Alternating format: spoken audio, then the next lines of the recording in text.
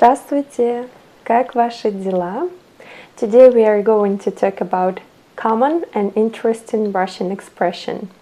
This expression sounds like «Наша песня хороша, начинай сначала». The literal translation of this expression is «Our song is good, start it over again». Quite weird expression, right?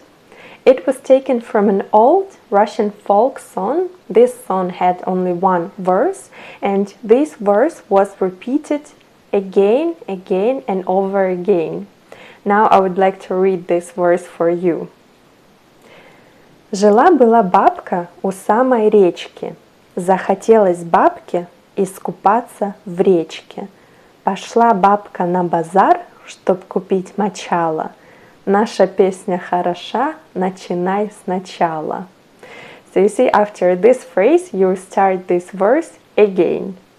And this phrase has become a really common folk expression, and we use it in case if person was doing something and everything turned to be wrong or in vain, and this person has to do the same things over again.